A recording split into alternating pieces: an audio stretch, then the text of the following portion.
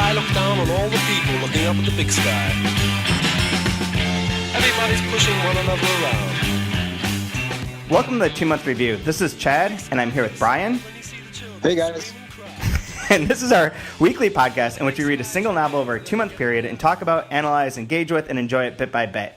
Right now, for the first season of this, we're reading The Invented Part by Rodrigo, and today we're going to be discussing the first section, The Real Character, which covers pages 1 through 45. And we are going to talk about all the things that happen, whatever those things might be, in those pages. So I suppose if you haven't read that and you don't want the one or two minor plot points that exist to be spoiled, you might want to wait and listen to this after you read it. But anyways, joining us today, because we have a guest on every one of these podcasts, theoretically, is Jeremy Garber from Powells Books, who was also just a judge for the Best Translated Book Award, which was announced a couple weeks ago. So welcome, Jeremy. Yeah, thanks, Chad. So I guess it'd be good for you to sort of introduce yourself and talk about like what you do at Powells and how you got interested in this kind of literature. I've been with Powells for 12 years. For the last 5, I've been serving as the events coordinator. I am old. So we have 5 years as the events coordinator, so I schedule all the visiting authors for the different stores. Believe it or not, I was just telling a friend about how I came to literature and translation. It started with a very short letter to the editor in an Adbusters magazine like 15 years ago. Somebody was lamenting how bad contemporary fiction was, and whomever wrote the letter in said, well, that's just American fiction. You should check out these authors. And they mentioned Jose Saramago, Italo Calvino, and J.M. Coetzee, who's not in translation, of course. But from there, everything just unspooled in front of me. And Jeez, they gave you a list of hacks where they should have given you some good writers. Totally. That's a great list. That's what So since then, it's been, I'd say 85-90% of my reading is lit in translation, mostly from the Spanish and Portuguese. So this is maybe a little insider baseball, but who deserved to win the Nobel Prize, Saramago or Antonio Lobo Antunes? Well, Lobo Antunes is very near and dear to my heart. They're both good, but so different. I mean, I think they made the right choice, but I think that's not to take anything away from Lobo Antunes, who clearly deserves it as well. Yeah, he's my favorite. I like him a lot. Yeah, he's got a new one due out pretty soon. Yeah, I saw that. Yeah. Another one of these involves like revolution and anarchy and all the normal like normal Antunes bits. Yes. So I have a question that's maybe a larger theoretical question before we get into the invented part specifically, but you're on the Best Translated Book Award jury, which is made up of a number of translators, people who are critics, and a number of indie booksellers. And the indie booksellers part is kind of a key component because it seems like, to me anyways, that indie booksellers are the ones that are really supporting these type of books. Do you see that as the case going forward? Like this is maybe just an open-ended question for like how you see the role of Powells in the future of books, and especially in relation to books like The Invented Part, that's going to get a lot more attention. I can tell you for certain there are more sales to independent booksellers than there are at Barnes & Noble. That's definite. Yeah, I think that literature and translation continues to grow in renown, thanks in no small part to the Best Translated Book Award. I think audiences are disabusing themselves, finally, of the idea that books in translation are more difficult. I have a conversation with friends and coworkers, and I said, you can be assured that if a book's being translated into English, it's likely one of the best, or at least most interesting from that language, or they wouldn't have paid to have it translated. So I think independent booksellers, and in my role as a jurist for BTBA this year, is to help get those books into the hands of readers, many of whom didn't know they wanted to read those books. I don't have the ability anymore to hand sell because I'm in an office, but all my years on the floor as a bookseller, my favorite thing was to have a customer come back and say, oh my God, that Saramago novel you recommended or that Bolaño blew me away. What's next? Where do I go? So I think it's a matter of serving as a conduit to turn people on. And I think that's the charge of any good bookseller, is not to recommend the best sellers, but the books that we all want to champion because they don't get the attention they deserve. Makes sense. And Brian, as an American writer, you probably have to oppose that.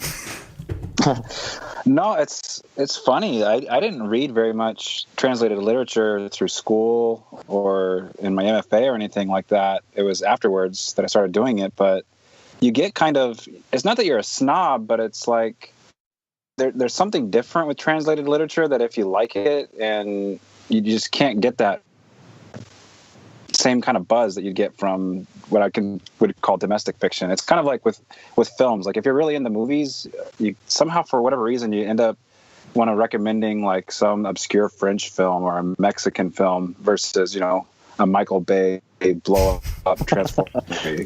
Lies. Like there's good independent films in America, but like you get into like foreign films if you're a big film buff, and if you really get into literature, there's something really alluring to translated lit. And I think it might just be the fact, like you just said, that you're getting the best of the best, because that's the only thing they're going to invest in translating. It's almost like it's curated for you, like it's on a silver platter. Just take it; it's there. Agreed. I think that's true. I think there's a good run of like, I mean, it's a complicated issue from like a publisher's perspective of authors like Faison who are very much like world literature authors. Like you guys have seen part of the interview that we have on the website and that will be running over the next few weeks. But one of the first questions is like, do you see yourself as an Argentine writer? Or how do you fit in with that kind of tradition? And it is very limiting to think of authors as being specific to their particular country. And with Faison in particular, his books do, as we mentioned on the last podcast, they're set in all sorts of different places and locales with different types of characters. They're maybe British or American or like involving those kind of trends. And even with this, I mean, he's blurbed by Jonathan Lethem, John Banville, and then also Bolaño and Enrique Villamatas. But it's not only the like Spanish authors that are reading him. He's being read by this wider range of people and authors. And I kind of feel like that his work does fit in somewhat better than certain other translated authors, but not all of them, obviously, but does become more of like like a conversation with these David Foster Wallace type authors, Pynchon authors that are of that caliber that aren't just limited to a particular country. And at the same time, what was the essay?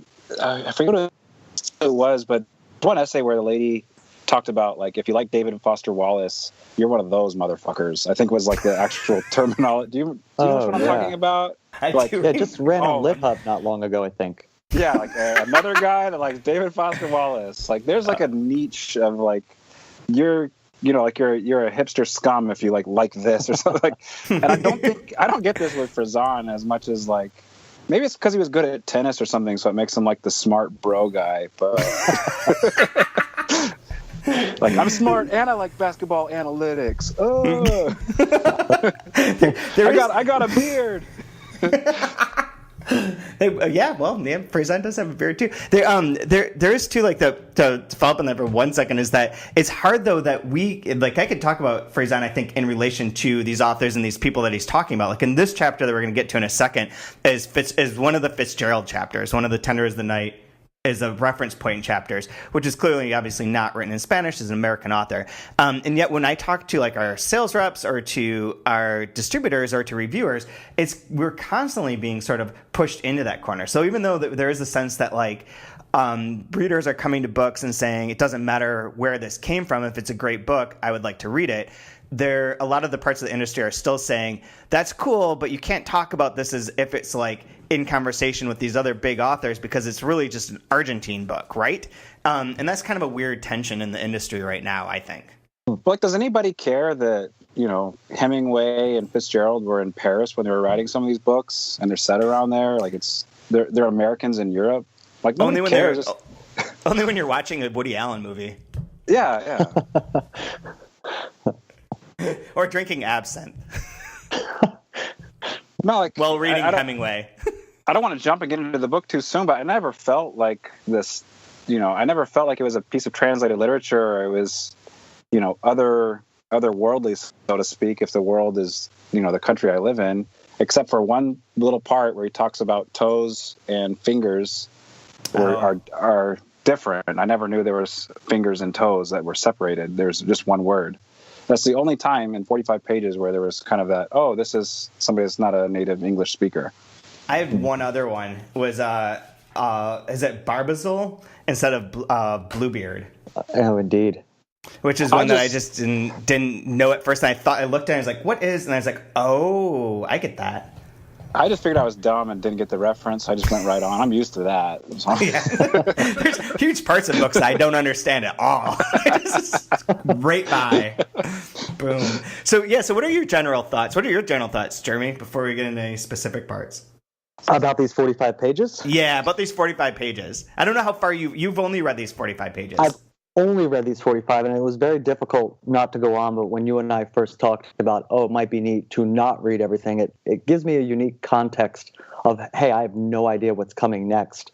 So to have read these first 45, I mean, of course, the pages are filled with great promise, but I read Kensington Gardens, I don't know, 9 or so years ago, so I've got some idea of his style, but these first 45 pages make me just want to keep going, but I've sort of determined to just read along with the podcast. That's kind of awesome. Yeah. I hope that'll be fun. I saw a few people have started reading this, and the first thing that a lot of them mentioned or took pictures of and shared on Twitter or whatever is the pages and pages of the epigraphs. Yeah, those are fantastic.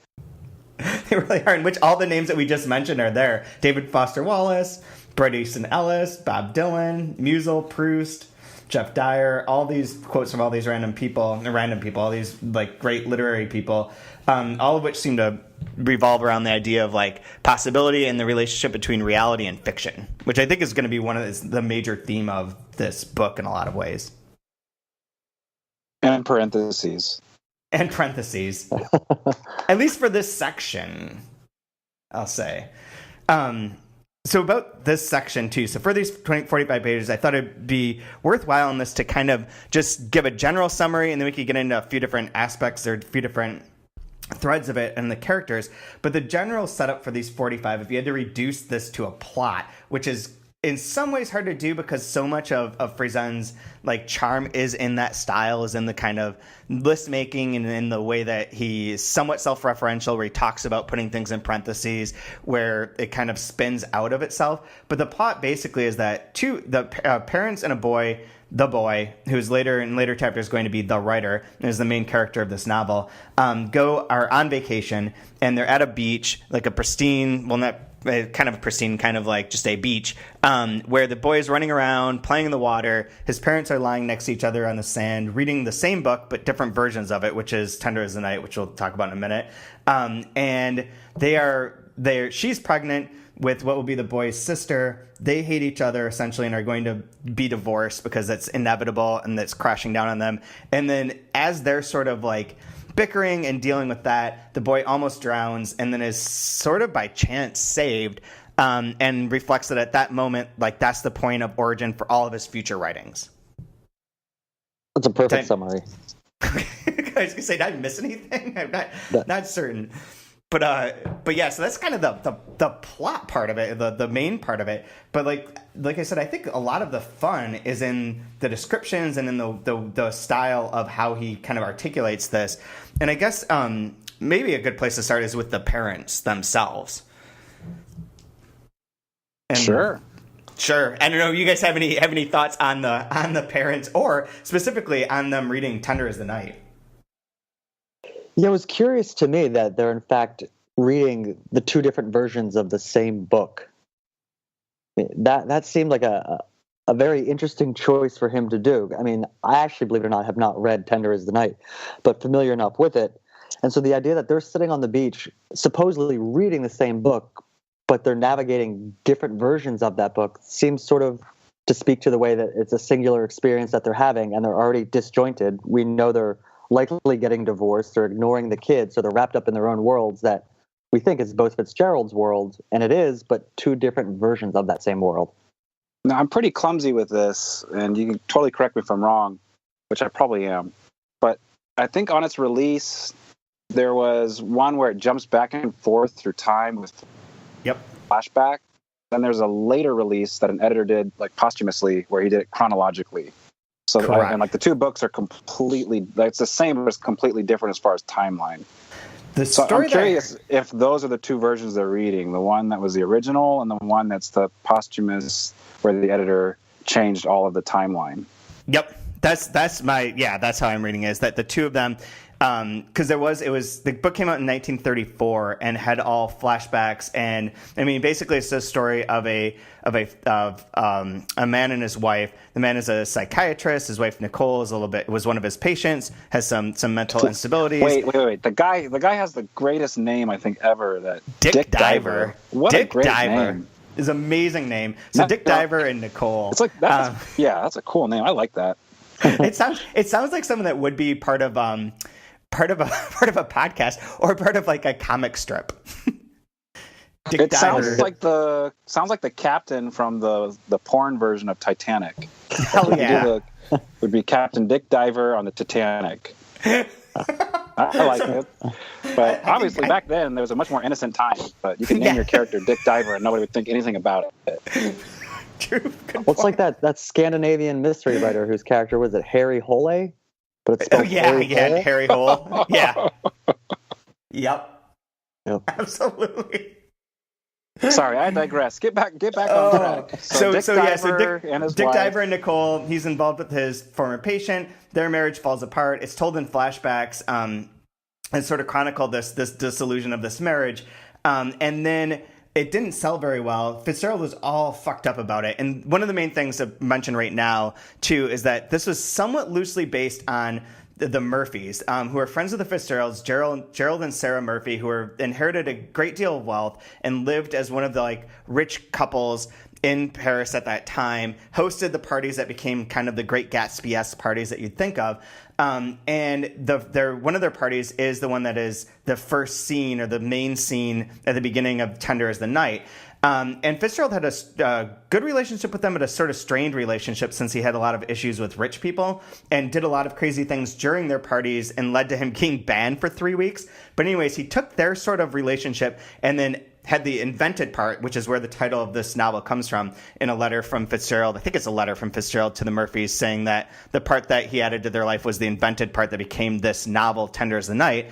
So he kind of, based on them, made the story. It's disillusioned marriage.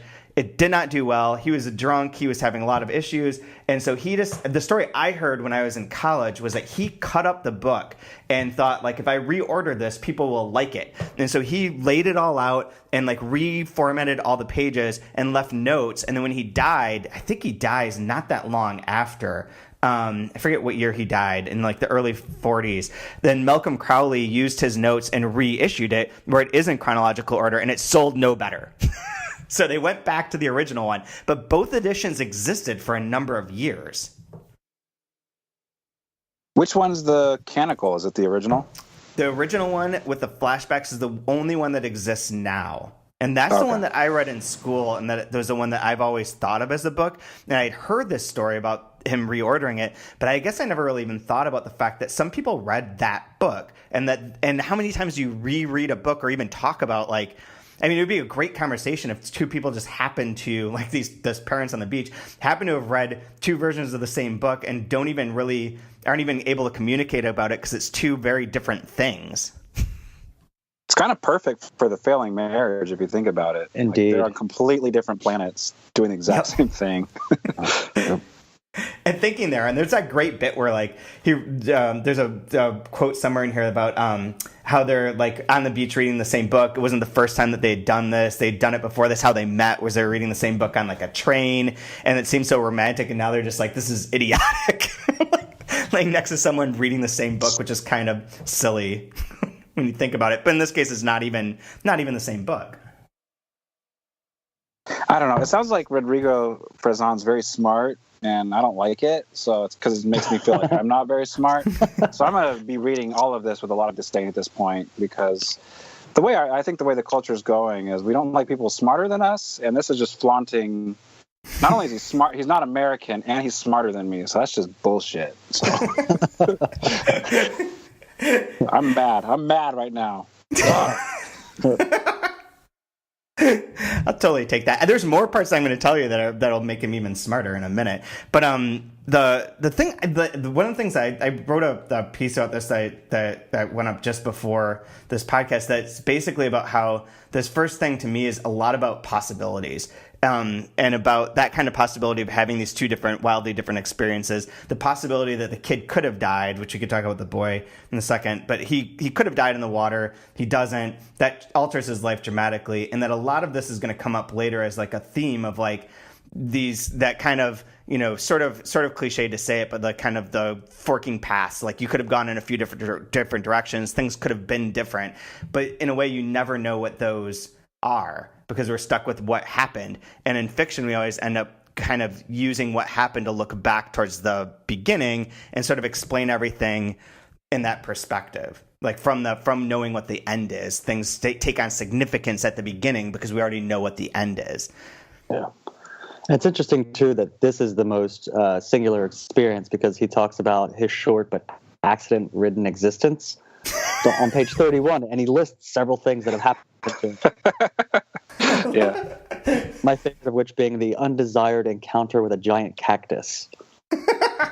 There's also a never elucidated episode on a tricycle, also involving a truck, 2 motorcycles, and a wheelchair.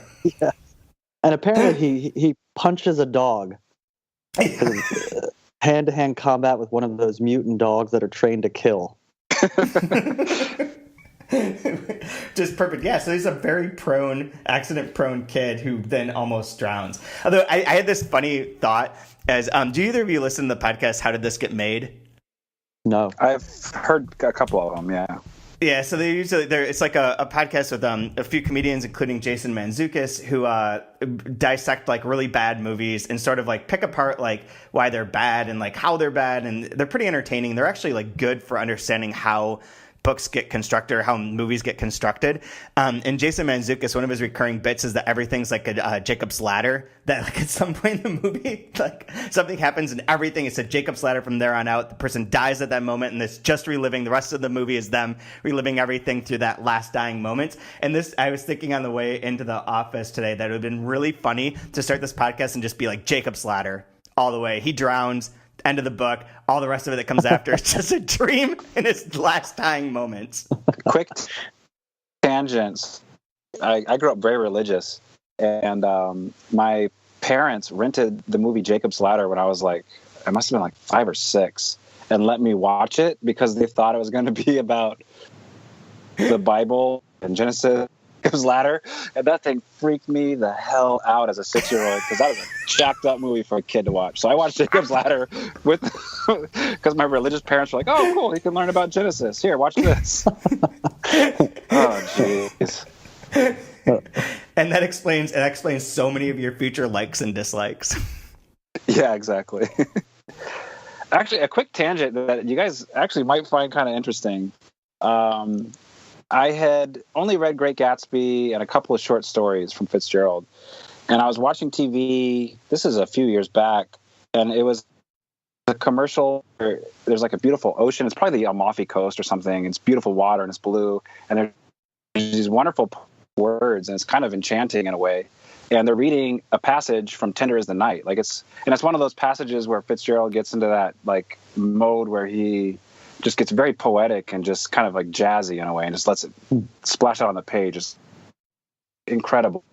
And then it goes from like all these wonderful blues and the color of the whites of the water and the deep blues, and then it's a commercial for Tide. Like Tide comes up.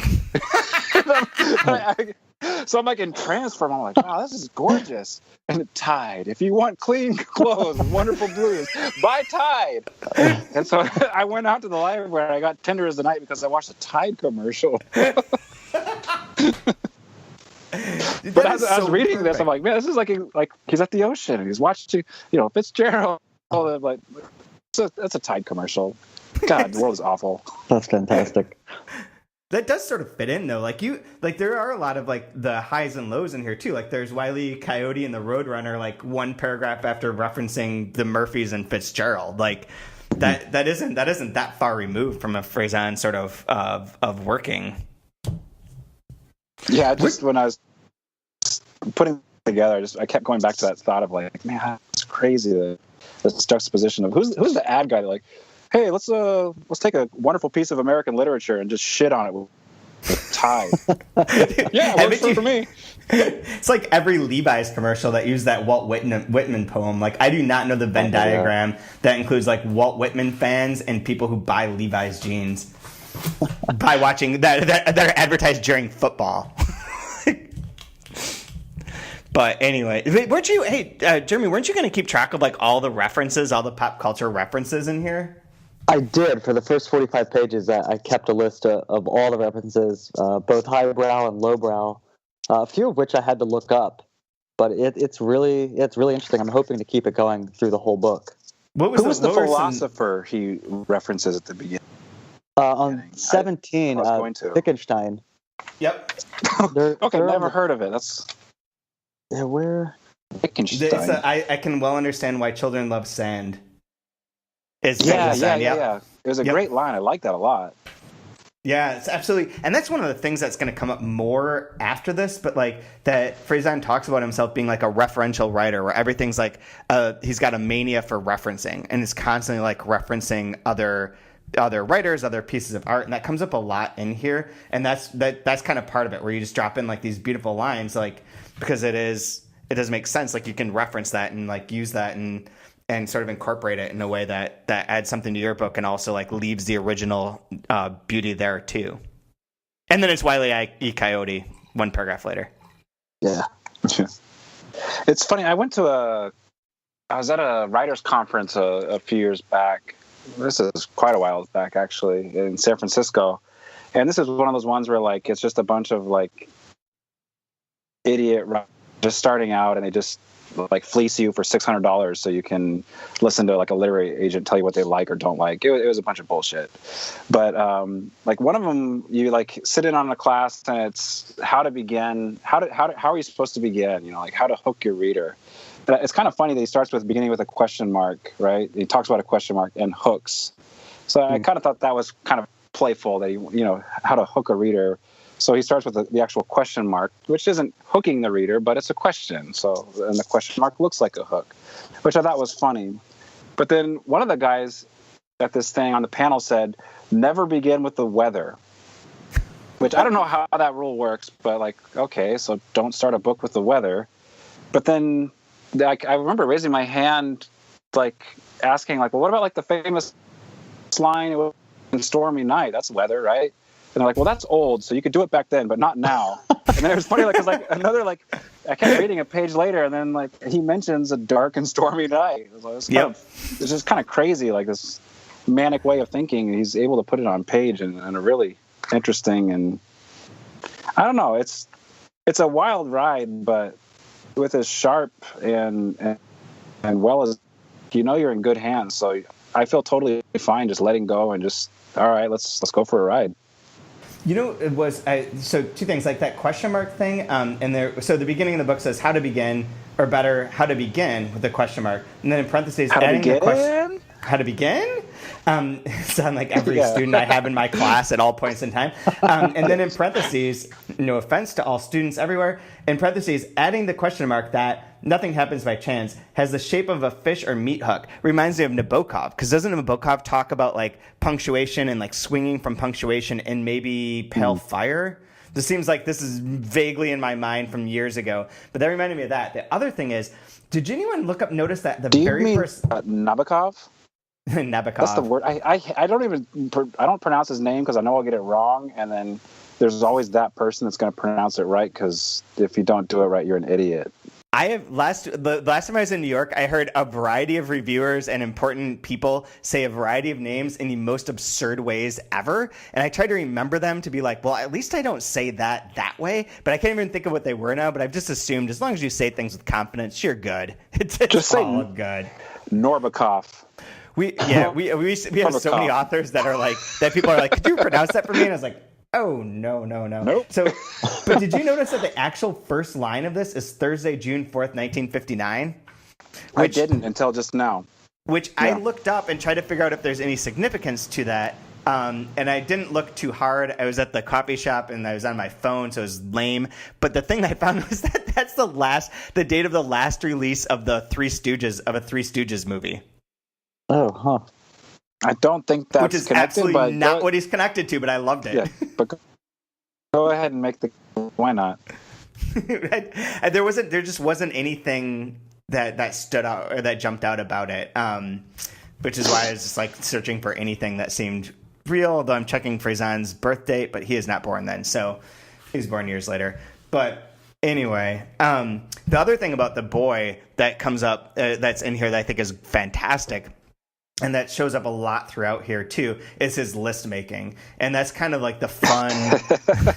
Yeah. Fun sort of like, those are the parts where, like, in the last podcast, Will talked about how there were like 60 pages of the book that Faison added as it was being translated. A lot of those sections, not all of them, but a good number of them pop up in these lists where he's just like, here's another idea, here's another idea, here's another idea. And it is great to see like the characterization, the creation of the characterization of the boy at that moment in time through like a list that is both like high, low, all over the place, feels sort of haphazard, and like does create a sort of sense of consciousness, but in this way that's like, it feels almost cheating in a way, but like a spectacular sort of cheating.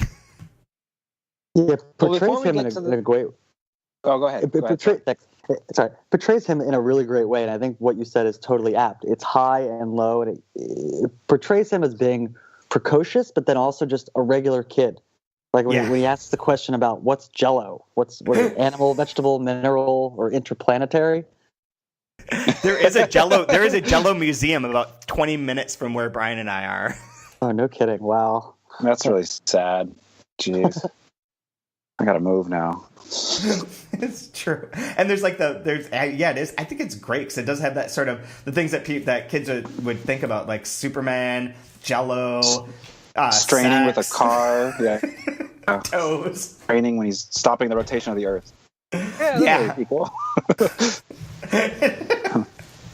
It is. It's so fun. It's such a fun. These lists are so fun. I love them when they come up in any kind of book, like the Rebelsian sort of lists, or like Beckett does it a lot. There's a lot of those authors that kind of use that technique of creating these like long litanies of things that are varied and like all over the place. And these ones are really enjoyable. And they come up again and later in the book, not to spoil or whatever, but like there are going to be other lists, and they're always so good. They're always so much joy in the creation of those lists.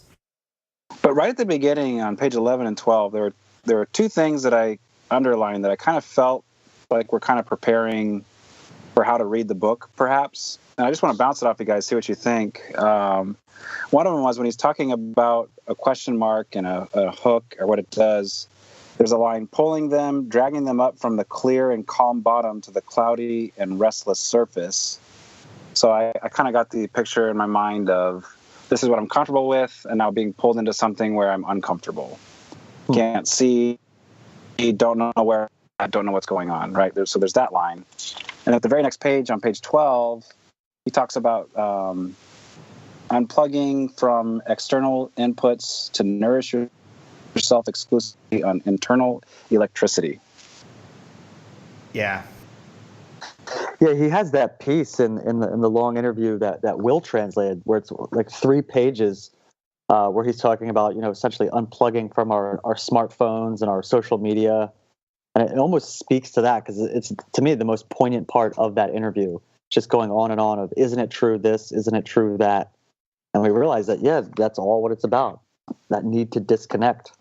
That part that you're referring to too, which will appear on our website shortly, but that part that you've read and that they're talking about, that's actually an excerpt from the next book, the sequel to The Invented Part. No kidding. Yep.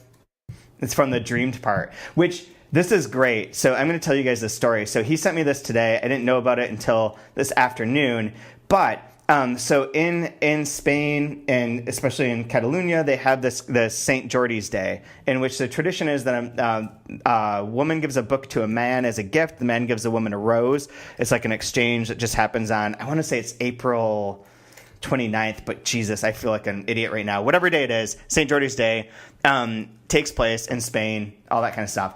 Exchange of books, all very good. Well, this year, the Spanish vice president gave a copy of The Invented Part to the Catalonian vice president, sort of as a sly joke to like, your idea of independence is just an invention, an invented part that's not going to happen. And it made it into all the newspapers, and there's a photo of it, and everyone's like sort of like smiling, and like there's one guy holding the book who's neither of the vice presidents, and he looks vaguely uncomfortable, as if like they get the joke a little bit. And maybe that's like a weird thing. So suddenly the book became very politicized. And I joked with Rodrigo that it would have been great if like the Catalans had replied by giving a copy of Mercè Rodoreda War So Much War in return. And he said actually the dreamed part would also make sense, because the dreamed part of the dreamed Catalunya thing. And then he made a further joke that I hope I'm not giving too much away, that this actually is perfect for him because like he showed up in all this media and all this stuff about like his book being used as kind of political bit and this political joke, that it gives him good cause that in the third volume of this trilogy, the remembered part, it gives reason for his character, the writer, to be like kicked out of Spain. Huh. So he incorporates reality into this fiction all the time. And that kind of interplay is perfect. And this little sequence is, I think, just kind of ideal that like that they would use this book in that way. When is the third part supposed to pub in Spain? Oh, he's still writing it. Okay. I don't even want to hesitate to guess. I mean, he writes a lot. He writes fast, but I don't know. The other thing from the interview that I think is worth noting here for especially for you guys who haven't read the rest of this at all, but also for anyone listening, is that there's a bit in the interview where he talks about how he wrote. So there's 7 parts to this book. The one that we're going to get into starting next week, is split up into 3 sections, but it's one very long novella. But it's essentially like 7 novellas or short stories, and he wrote them simultaneously, where he had all 7 documents open and would write a different part of ones each day, essentially. So he was writing this novel almost in like a parallel way.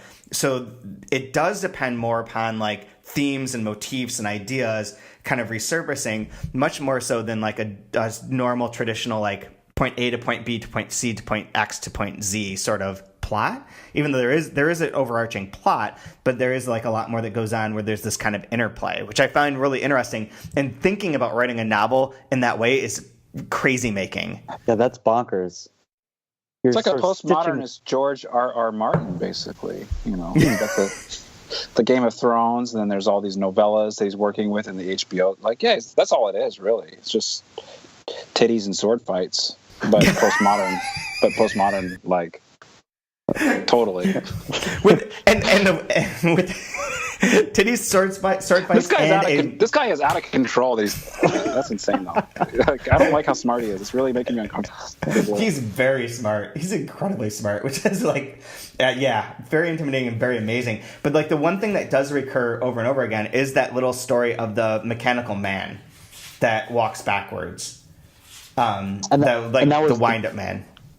And that was the toy his son gave him? Yes. And that's a toy that, wait, which son? Rodrigo's son. He mentions in the interview that... Yeah, he talks about it, yeah. Yeah, getting the toy, his son found it and then wanted to work it into the story as a character, which I guess is where the cover art came from as well. Exactly. So our cover art is sort of a deconstructed version of that toy man carrying a briefcase. It's described on page 21 where it says, "The metal of that little tin man with a suitcase most of all, a toy that turned out defective. It doesn't go forward when wound, it goes backwards, and that the boy insisted on keeping anyway and not exchanging for another one that functioned properly because, intuitively, he liked its defective defense mechanism." And that will show up again and again as one of the like overarching theme or motifs or images that kind of pop up throughout the book. But other than that, like, it's cool to think about writing this in that way. Like, you've got like this idea of this writer, his life, what he wants to accomplish, what we'll get into, I think, in the next bit, although it might be in a couple chapters, of like the kind of bigger plot to this, and how that can play out if you're trying to write the whole book all at once. Because if you can hit a point like you can see everything at once, that's sort of what art is heading towards, I guess. I don't know if that makes any sense. This is where that glass of Pinot Noir is starting to hit me. Yeah, I mean, I can't even imagine what it would take to be able to compose a novel doing just that. 7 different parts, and if they all refer to the other, to keep that narrative thread going and have it cohere at the end. I mean, that's quite an accomplishment. Brian, you need George to write R. 7 Martin's stories. amazing. I will say, because I mean, it's like the history of Westeros, all of the houses, the sigils, I've before heard the people talk. Targaryens, after the Targaryens. Every time that anyone talks about Game of Thrones, I have no fucking idea what you're talking about. Like, you're saying words that make no sense to me. Targaryens, and Westeros, I figured out eventually. No, I'm obviously I'm playing. Oh God, you should try and write 7 stories at once, man. Oh, geez, I can kind of plot out a story at a time, maybe. Yeah. So do you think there's a little bit of disdain on his part, like when there's the line, "Today's electrocuted readers accustomed to reading quickly and briefly on small screens, and yes, goodbye to all of them, at least for as long as this book lasts and might last." Yeah. And then, like, at the end of that paragraph says, "Consider yourselves warned." And, like, then it goes on with, like, a 3-page paragraph. Like, all right, unplug, pay attention, you asshole. Like, this isn't going to be quick, terse, scannable blog post. This is a book. Read it. Yeah, the absolutely. fragment he offers in the interview that's in the second book, I mean, he mentions that it irritates and bothers him. I mean, he talks about ebooks, smartphones, Facebook, Twitter, and the implications for literature. Yeah, I like the idea of the internal electricity versus the external electricity. There's a little bit of disdain, a little bit of edge to it. And, he's writing with his fingers there for a little bit, and that's cool. I like that. Yeah. Yeah, I love it. Like we were talking today because there's a typo up over across the internet that like the book is 700 pages long. Because that was initially what the estimate was going to be, and we reformatted it to have it be at 552, partially because for the same reason that he was picking up on, of that, a reader sees 700 pages and they're like, fuck that, hell no. But then because we're used to tweets and whatever else, and this book is long, making it 550 pages might not make that much of a difference in terms of someone's perception. But at the same time, like it is unabashedly long. It is unabashedly overstuffed. It is saying like there is something to this that you can't get through a tweet, that you can't just scan and move on with. And I like that. I like that. Do you know the word count on it? Oh, because I'm more interested in word count, right? Because you average 250 a page. Yep. Hold on. Because what's the one with the Man Booker Prize finalist? It's the Schweblin book, Fever Dream. Oh yeah, like 22,000. It's like when I picked it up from the library, it was like formatted so tiny to try to make it look longer than it was, because it's in this really weird space of just over a novella, maybe. Like it's a really short book. I don't care or not, but I just find it's interesting, that you were trying to this to order, and who did? I don't know who published Fever Dream, but they were manipulating it to make it look as long as possible. So it's kind of interesting. So Word's freaking out. I never like my computer doing things that make me nervous because it crashes a lot. But right now it says 221,000. That seems about right. This is like a Stephen King book, basically, without a plot.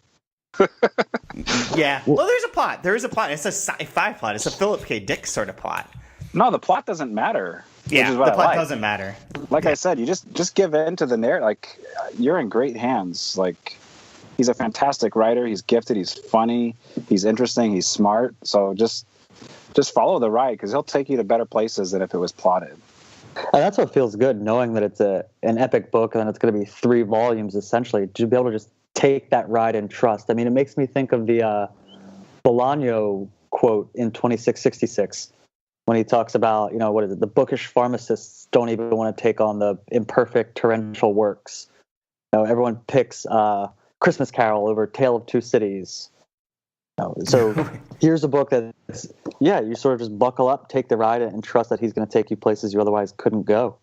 And all these little bits are entertaining. Like if our attention spans are all fucked up and fragmented from all the digital things that are going on, it's not like, this is an extendedly long book, but at the same time, each little section is incredibly enjoyable in its little bit. Like reading those lists are like reading a series of short blog posts or tweets or whatever, where it's like one bit of entertainment, one great thought, one interesting thing. Like there is like a sort of enjoyment or in that way where you can orient your mind to it, and it's not like saying you're going to read one long paragraph that has that's pensive and you need to get to the end to be able to see the whole. Like there are these great joys along the way, and I think it's fantastic too. I absolutely agree.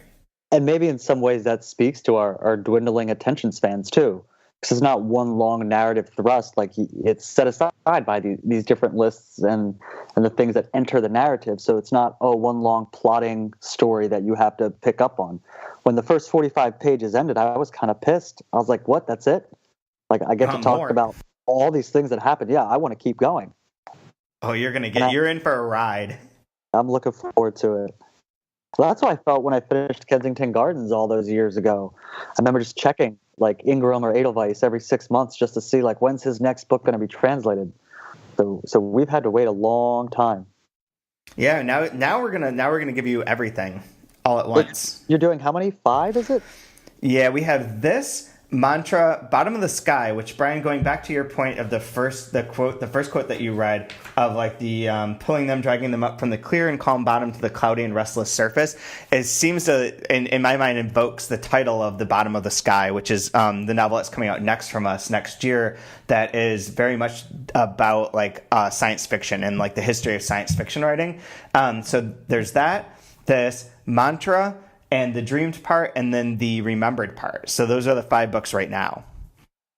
That's fantastic. That we have signed on. And I think they'll come out probably over like a 7-year period is my best guess. It depends on like how fast they can be translated and in one case written. But yes, it's going to be all just like George R.R. Martin, man. That's absolutely.